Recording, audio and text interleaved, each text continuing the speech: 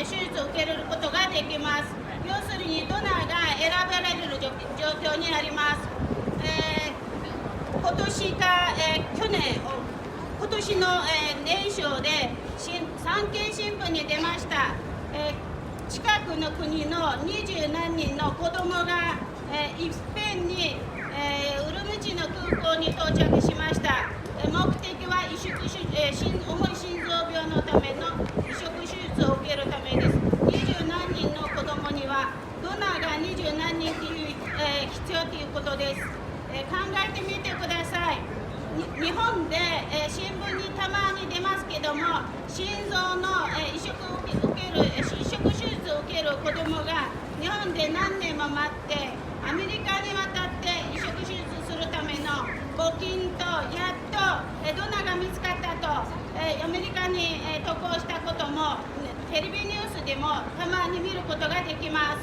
でも東トルキスタンではニュースにもなりません。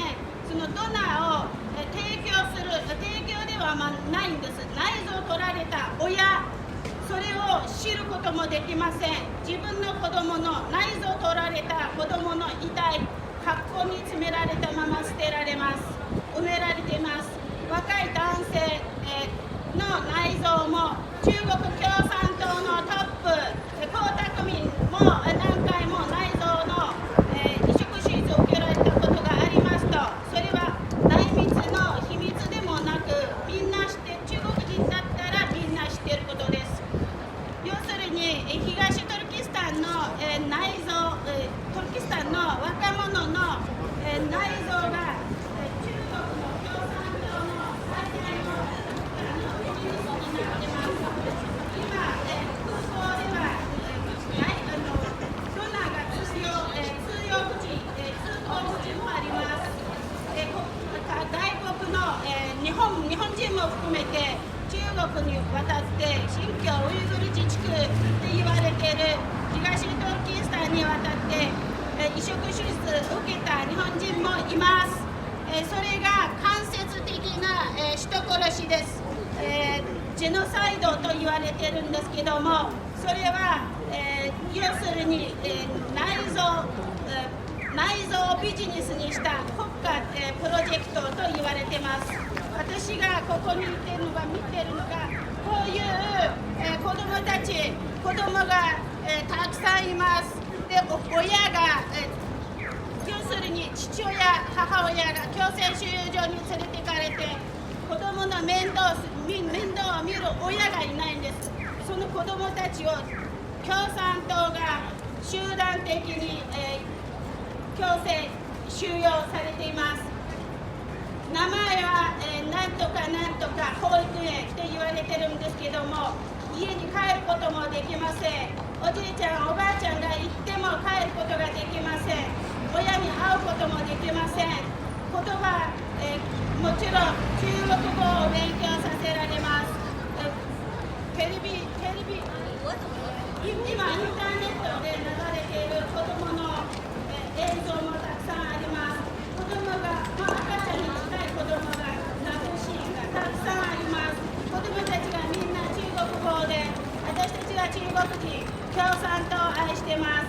中国の首都は北京です。国家もそういう洗脳教育を受けた結果をたくさん見ることができます。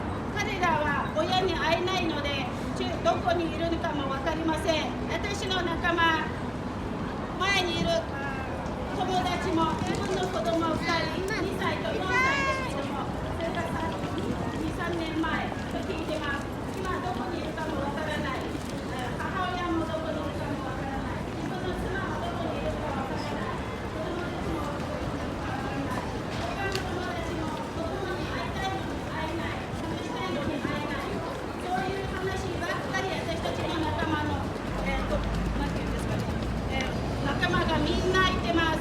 日本には東トルキスタンから来た人たちはたくさんいるんですけども、たくさんといっても2000人、多くても2500人ぐらいしかいません。